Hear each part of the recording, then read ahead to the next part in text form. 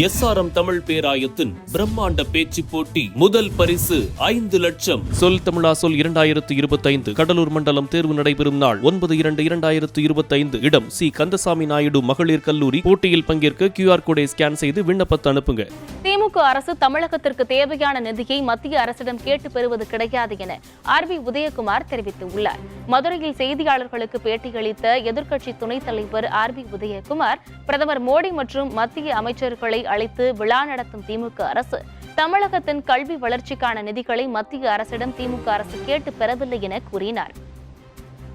அனைத்து இந்திய அண்ணா திராவிட முன்னேற்ற கழகம் தொடர்ந்து தமிழ்நாட்டுடைய வளர்ச்சிக்காக புரட்சித் தலைவர் ஐயா எடப்பாடியார் முதலமைச்சராக இருக்கிற போது ரயில்வே திட்டங்களுக்கு, மேம்பால திட்டங்களுக்கு, மெட்ரோ பணிகளுக்கு தொடர்ந்து வலியுறுத்தி அழுத்தம் கொடுத்து நிதிகளை பெற்று அந்த பணிகள் எல்லாம் நடைபெற்று வந்தது.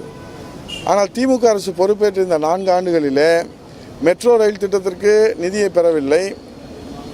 அதே போன்று ஏற்கனவே அறிவிக்கப்பட்ட தென் மாவட்ட அகல ரயில் பாதைக்கான நிதியை பெறவில்லை. ஆனால் அவர்கள் மத்திய அரசில் இருந்து மத்திய அமைச்சர்கள் அழைத்து வந்து விழா நடத்துகிறார்கள், பாரத பிரதமர் அழைத்துட்டு வந்து விழா நடத்துகிறார்கள். ஆனால் நிதியை பெறுவதிலே மட்டும் அவர்கள் மக்களுக்கு ஏமாற்றத்தை தான் பரிசாக தருகிறார்கள்.